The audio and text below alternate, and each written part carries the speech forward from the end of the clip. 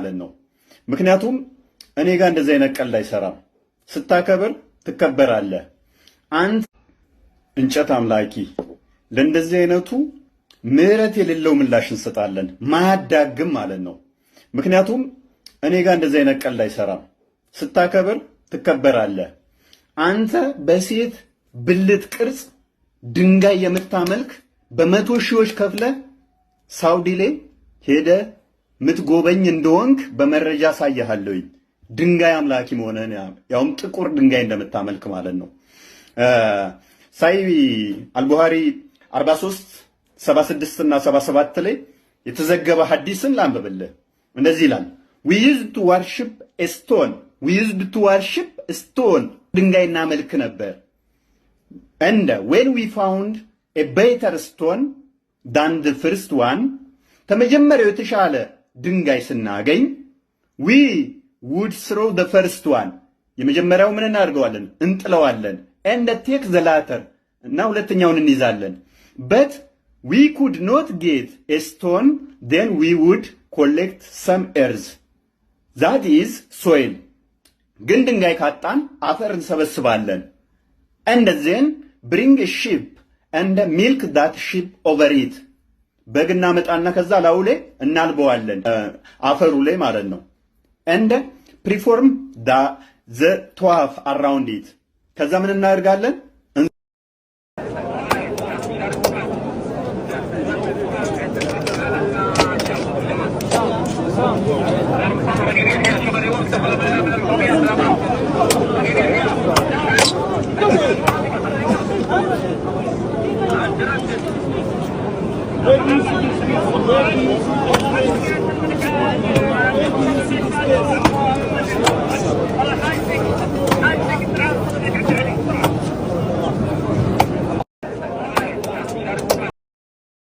ከገነትም ቢወርድ እኛ ብዙም ትኩረት አንሰጠውም እንዳትል ደግሞ ምን ብሎ አሁንም ያዘህ መሰለ ቆልፎ ይሄንን ጥቁር ድንጋይ ጋር መገኘት ፊቱ መቅረብ ያላህ ቀኝ እጅን እንደመያዝ ነው ያላህ እጅን እንደማግኘት ነው አለ ላንብብልህ ሱነን ኢብን መጃ 2957 ላይ እንደዚህ ይላል when we reached the black corner where the black stone is he said oh Abu Muhammad what have you heard about this black corner Ata said Abu Hurairah told me that he heard the messenger of Allah say whoever face it is facing the hand of the most merciful ይላል ስለዚህ ይሄንን ድንጋይ ፊት መቅረብ ምን ማለት ነው የአልረህማን እጅን እንደማግኘት ነው ስለዚህ ያላህን እጅ ማግኘት አስበዋል ያላህ እጅና ይሄ ድንጋይ ከተነጻጸሩ ይሄ ድንጋይ ተራ ነው ልትለው ትችላለህ ይሄ ድንጋይ ካላህ እጅ ጋር የሚነጻጸር ከሆነ ሌላ ልጅ ጨምርልህ ይሄንንም አልቀበልም ብትል እንደገና ኃጢያትህን የሚያሰርይልህ የድንጋይ ነው ኃጢያትህን የሚደመስስልህ የሚሰርዝልህ የድንጋይ ነው ሱናን ናሲያ 2919 ላይ እንደዚህ ይላል It was narrated from Abdullah bin Ubayd bin Umar that a man said Oh Abu Abdurrahman why do I only see you touching these two corners He said I heard the messenger of Allah says touching them erases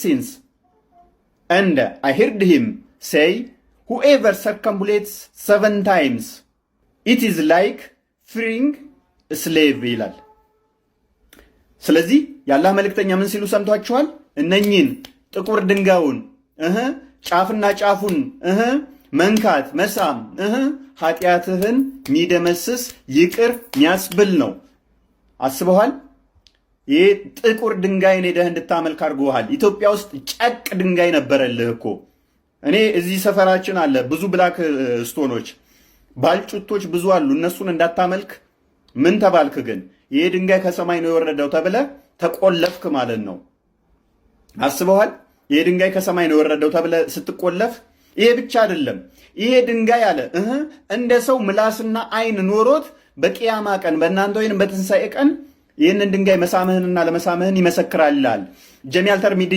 961 ላይ እንደዚህ ይላል The messenger of Allah said about the black stone by Allah will rise it on the day of resurrection with 2 eyes by which it sees and a tongue that is speak with ቴስቲፋይንግ ቱ ሁኤቨር ተችድ ኢት ኢን ትሩዝ ይላል።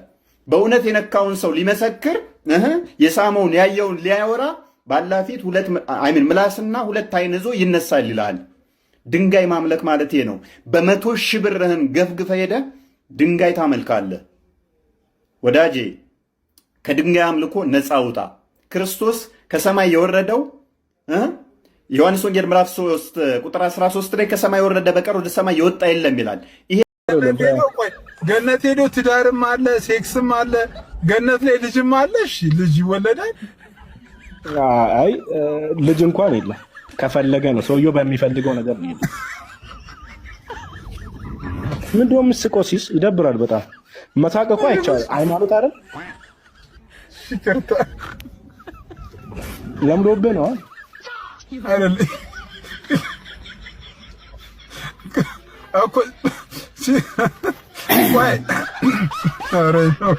ወይ ሲፈልግ ነው ልጅ የሚኖረው እዛ ገነት ውስጥ። አላህ ሱብሃነሁ ወተዓላ ለሰው ዛሬ እስቲ ከቁርአን እንዴት ናችሁ? ዛሬ እስቲ ከቁርአን ድግምትም አናስጀመረ ሰይጣንስ በቁርአን ምን ቦታ አለው የሚለውን የምንመለከት ይሆናል። ምክንያቱም አንዴ ነካክተውናል። ቅድሚያ ግን እችና ሮቢ ስሟል። ስለዚህ የኢትዮጵያ ኦርቶዶክስ ቤተክርስቲያን እንደ እምነት እንደ እውነት እንደ ትልልቅ አባትነት የቅበትን ማህበረሰብ ልታመሰግን ይገባል። ይህን ያህል ጊዜ ደጋሚዎችን ታግሳ ኑራለች። ይህን ያክል ጊዜ ማለት ነው። ሚዎቻችሁ፣ ጠንቋዮቻችሁ፣ ደብተራዎቻችሁ እንዳይጋለጥባችሁ ምንድን ነው የምትሉት? ትደባብቃላችሁ። አሁንም ቢሆን ስንቴ ቅበት ላይ ደጋሚዎቻችሁን አሳልፍ ውሸት ሲደጋገም እውነት ይመስላል እንደሚባለው ቻሮጊት የነሱን ወደኛ ልታላክከው ሞክራለች። እስቲ ቁርአናቸው ምን ይላል ብለን የፈተሽን እንደሆነ ግን የላሚቷ ምዕራፍ ወይንም ሱራ አልበቀራ ምዕራፍ 2 ቁጥር 102 ላይ አላህ ራሱ ማሩትና ሃሩት የሚባሉ ሁለት መላእክቶችን ልኮ ድግምትን እንዳስተማረ በሱ ፍቃድ እንዳስተማረ የሚናገር አያለ። ባልና ሚስትን እንዲያለያዩ አደረጋቸው ማለት ነው አላህ ፈቅዶ ራሱ። ስለዚህ የድግምት ፈቃጁ ራሱ አላህ ነው ማለት ነው። ሌላኛው ግን በጣም የሚያሳዝነው ምዕራፍ 72ኛው ወይንም ደግሞ የሱራ አልጂን የሚባል አለ፣ የጋኔኖች ምዕራፍ ማለት ነው። በእኛ ከመጽሐፍ ቅዱስ ላይ ከኦሪት ዘፍጥረት እስከ ዮሐንስ ራእይ ብትፈልጉ አንድ መጽሐፍ እንኳን የጂኒ መጽሐፍ ወይንም ደግሞ የጋኔን ምዕራፍ የሚባል የለም። አንዲት እንኳን ከመጽሐፍ ቅዱስ ላይ የጋኔን ምዕራፍ የሚባል ሊያመጡ አይችሉም። ድግምት ማለት በባህሪው አንድ ነገር ሲደጋገም ማለት ነው። ለምሳሌ በቤተ ክርስቲያን ውስጥ መዝሙረ ዳዊት ይደገማል። ያ ማለት ጸሎት ማለት ነው። አንዴ ተተጸለየ ችግር የለውም። ሁለተኛ ሲሆን ግን ተደገመ ይባላል። ሶስቴ ሲሆን በቃ ተደጋገመ ይባላል። ስለዚህ በቤተ ክርስቲያን ውስጥ ዳዊት ሊደገም ይችላል። የጸሎት መጽሐፍቶች ይደጋገማሉ። ያ ሲደጋገም ጸሎት ይባላል። የሴጣንን ስም መደጋገም ከሆነ ደግሞ እሱ ጥንቆላ ወይንም ድግምት ይባላል። ስለዚህ ሙስሊሞች ቁርአንን ደጋግመው በቃላታቸው እንደሚሉት ይናገራሉ። 72ኛው ምዕራፍ ታዲያ የጂኒዎች ምዕራፍ ይባላል ወይንም የጋኔኖች ምዕራፍ ይባላል። የጋኔኖችን ምዕራፍ በደጋገማችሁ ቁጥር እየደገማችሁ ነው ማለት ነው። በጣም የሚያሳዝነው እና የሚገርመው ደግሞ በዚህ 72ኛው ሱራ ቁጥር 1 እስከ 2 ጂኒዎች ራሳቸው ቁርአንን እንደሚያዳምጡ እንደገና ደግሞ ሙስሊም እንደሆኑ ራሱ ይናገራል። አላህን እንደሚገዙ እንደገና ሙስሊም ራሳቸው የሙስሊም አማኝ እንደሆኑ ጋኔኖች ወይንም ጂኒዎች ይናገራል። ቁጥር 3 ላይ ደግሞ በጣም ያስቃችሁ አላህ ልጅ የለውም ሚስት የለውም፣ አላህ ሚስት የለውም ያሉት ጂኒዎችና ጋኔኖች ናቸው። ሴጣን መቼም እውነተኛ መስካሪ ሊሆን አይችልም። መቼም ማለት ነው። ዮሐንስ ወንጌል ምዕራፍ 8 ቁጥር 44 ላይ እንደሚናገረው ሐሰተኛ የሐሰት አባት ነፍሰ ገዳይ ነው ዲያብሎስ ማለት ነው። ስለዚህ ጂኒዎች ወይንም ጋኔኖች አላህ ሚስት የለውም ልጅ የለውም ብለው የተናገሩት በዚህ ምዕራፍ ላይ ነው። ሌላኛው በጣም ያስቀውና በዚህ ምዕራፍ ላይ ቁጥር 19ኛው ላይ ነብያቸው ነብዩ መሐመድ የአላህን ስም ሲጠራ ጋኔኖች የሚሸሹ ይመስሏችኋል ወይንስ የሚጠጉት? እንግዲህ አስቡ፣ የፈጣሪን ስም ስትጠሩ የፈጣሪን ስም ስትጠሩ ነው ያልኳችሁ። ጋኔን ወይንም ጂኒ ወደ እናንተ ይቀርባል ወይንስ ይሸሻል? ይሄ ማንኛውም ጤናማ አይምሮ ያለው ሰው የፈጣሪውን ስም ሲጠራ ሴጣን እንደሚርቀው ጂኒ ሆነ ጋኔን ሆነ እንደሚሸሻው ነው የሚያውቀው። ነቢዩ መሐመድ ግን ልክ የአላህን ስም ሲጠራ ጋኔኑ ተረባርበው ወይንም አንድነት ተሰባስበው ይቀርቡት ነበረ። ቁጥር 19ኛው ላይ ይናገራል ማለት ነው። ስለዚህ ደጋግመው ይሄንን ምዕራፍ ባሉት ቁጥር ደጋሚ እንደሆኑ እየነገሩን ነው ማለት ነው። በእኛ መጽሐፍ ቅዱስ ላይ ግን አንድም ቦታ ላይ ጅኒ ወይንም ሴጣን ወይንም ጋኔን ክርስቲያን አማኝ ነው የሚል የለም። ወይንም ደግሞ ስለ ሴጣን ወይንም ጋኔን የፈጣሪ መስካሪ ሊሆን አይችልም። ምክንያቱም ሐሰተኛ ስለሆነ ኢየሱስ ክርስቶስ ሴጣንን ከሰዎች ላይ ሲያወጣ ራሱ ስለሱ ሲናገሩ አንተ የእግዚአብሔር ልጅ እውነተኛ እንደሆንክ እናውቃለን ምናምን ሲሉ ዝም በልና ውጣ እያለ ነበረ ሲያባረራቸው የነበረው። እዚህ የነሱ መጽሐፍ ላይ የነሱ ቁርአን ላይ ግን ጋኔንና ጅኒ መስካሪ ነው፣ አማኝ ሙስሊም ናቸው። እንደገና ደግሞ የአላህን ስም ሲጠሩ ሮጠው ወደ ነብያቸው እንደሚመጡ ወይንም እንደሚቀርቡት ክፍሉ ይናገራል። ስለዚህ ድግምት ማለት አንድን ነገር የሰይጣንን ስም ደጋግሞ መጥራት ከሆነ ይህንን ምዕራፍ ደጋግማችሁ ባላችሁ ቁጥር እየደገማችሁ እንደሆነ ልብ ልትሉት ይገባል። ሙስሊሞች ወንድሞቻችን ናቸው። የጾታውን ጉዳይ ወደፊት እንመጣለን። ሴቶቹ እህቶቻችን ናቸው። አቡ ሃይደር የጂኒ ወንድም አለው። አቡ ሃይደር የጂኒ እህት አለው። ጂኒዎች አሉ ቢባል ትክክል አሉ፣ ይገባሉ መስጂድ። ጂኒዎች አሉ ቢባል ትክክል አሉ፣ ይገባሉ መስጂድ፣ ይሰግዳሉ። እኔና እናንተ አላህን እንደምንፈራው ከኔና ከናንተም በላይ አላህን ይፈራሉ፣ ይንቀጠቀጡማል። የጂኒ አማኝ አለ ቢባል ምንድነው የሚከብደው? እንደውም ከዚህ የበለጠውን ምንም ሳንሸማቀቅ በኮንፊደንስ መናገር አለብን። ከአጋንንት ከጋኔኖች ውስጥ ያመኑ ሙስሊሞች ወንድሞቻችን ናቸው። የጾታውን ጉዳይ ወደፊት እንመጣለን። ሴቶቹ እህቶቻችን ናቸው። አቡ ሃይደር የጂኒ ወንድም አለው። አቡ ሃይደር የጂኒ እህት አለው። ጂኒዎች አሉ ቢሆኑን እስልምና ውስጥ ምን አይነት የዝሙት ቅዠት እንዳለ ማሳየት ችለናል። ነገር ግን ውሸት ነው፣ አዲሱ ዳይፍ ነው፣ እንደዚህ ነው የሚሉ ነበሩ። አሁን ግን በራሳቸው ኡስታዞች ይህንን የዝሙት ቅዠቶች በተከታታይ እናስደምጣቸዋለን። ከዛ ጥያቄ እናስቀርባለን ለኡስታዙ። አሰላሙ አለይኩም ኡስታዝ፣ በጣም መጥፎ ህልም ያስቸግረኛል። ከባለቤቴ ጋር ብዙ ጊዜ ግንኙነት ስናደርግ አያለሁኝ። እኔ ስደት ላይ ነው ያለሁ፣ እሱ ግን ኢትዮጵያ ነው ማለት ነው። በአላህ መልስልኝ። ከባል ጋር ግንኙነት ማድረግ በህልም ይሄ ቆንጆ ነው።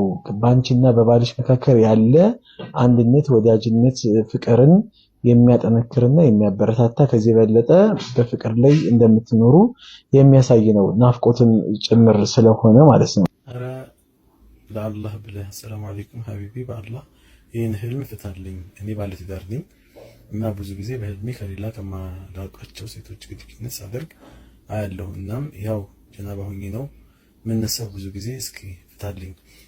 ከማታውቃቸው ሰዎች ጋር ባለትዳር ሆነ ግንኙነት መፈጸም ማለት ጥሩ ነው፣ ቆንጆ ነው። ይህ የሚያሳየው በአንተና በአላህ መካከል ጥሩ ግንኙነት መኖሩን ያሳያል። ከዛ ተጨማሪ አላህ ሱብሓነሁ ወተዓላ ወደ ተሻለ ደረጃ በህይወትህም እንደዚሁም ደግሞ በቤተሰቡ ጉዳይ ወደ ተሻለ ደረጃ አላህ ከፍ እንደሚያደርግህ ወደሱ የምትጠጋና ላቅ ያለ ቦታ እንዳለህም ማመላከቻ ጭምር ነው። ኸይር ነው፣ ጥሩ ነው። ዱዓ ያስፈልገዋል። ዱዓ አድርጉለት። መልካም ኡስታዙ ሲል እንደሰማችሁት ህልም አይታ ውጪ ነው የምንኖረው ከባሏ ጋር ወሲብ እንደምታደርግ ነገረችው። ኖርማል ነው። ያው ይሄ በህልም የሽውን እንደሚሆን ምናምን ነገር የሚል ፍቺ ነው የሰጣት። ሌላኛው ወንድ ደግሞ ባለትዳር ነው፣ ከሌሎች ጋር ወሲብ ተደጋግሞ እንደሚያደርግ በህልሙ ነገረው። እሱ ደግሞ የሰጠው ለሱ ምላሽ የሰጠው አላህ ወደ አንተ መቅረቡን የሚያሳይ ነው የሚል ምላሽ ነው የሰጠው። ኢማጂን ባላችሁ ሴቶች ከሌላ ሴት ጋር ወሲብ በህልሙ የሚያደርግ ከሆነ ፈጣሪ ቀርቦት ነው ሲል በውን ያሰብከውን ያየኸውን ነው የተመኘኸውን ነው በህልም ልታደርግ የምትችለው። ለኡስታዙ አንድ ጥያቄ አለኝ።